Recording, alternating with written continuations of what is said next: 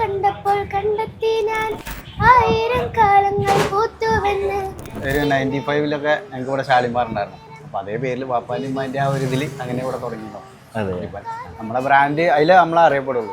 ഇവിടെ ഒരാൾക്ക് സൗണ്ട് ഇല്ലാന്നേ ഉള്ളൂ, പക്ഷെ ബിരിയാണി തട്ടലിന് ഒരു കുറവില്ല. ബിരിയാണി മുഖ്യം അത് പറയാൻ പോലും സൗണ്ട് ഇല്ല. ബിരിയാണി സീരീസിന്റെ അടുത്ത വീഡിയോ എവിടെ എടുക്കണം എന്ന് ആലോചിച്ചുകൊണ്ടിരിക്കുമ്പോഴാണ് കഴിഞ്ഞ വീഡിയോ എടുക്കാൻ പോയപ്പോൾ സംസം ഹോട്ടലിലെ അക്ഷർപ്പൊക്കെയാണ് പറഞ്ഞത് എനിക്ക് 2 ഉണ്ട്. ഒരു ബ്രാഞ്ചും കൂടി ഉണ്ട്, പത്തിരിപ്പാല ഷാലിമാർ ബിരിയാണി സെന്റർ. അപ്പോൾ ഇന്ന് നമ്മൾ കഴിക്കാൻ വന്നിരിക്കുന്നത് പത്തിരിപ്പാല ഷാലിമാറിലാണ്. ഇവിടെ സ്പെഷ്യൽ പാലക്കാടൻ റൈസും മലബാർ റൈസും, പിന്നെ fried chicken, chilli chicken, beef chilli, beef roast, പിന്നെ നൂൽ പൊറോട്ട. ഇവിടെ നോർമലി ഫ്രൈഡ് പീസ് ബിരിയാണി ഉള്ളത്. ഞാൻ ട്രൈ ചെയ്യുന്നത് പാലക്കാടൻ ബിരിയാണിയാണ്, മലബാർ ബിരിയാണി, പിന്നെ ഒരു ബീഫ് റോസ്റ്റ് കൊണ്ട് എക്സ്ട്രാ പറഞ്ഞിട്ടുണ്ട്.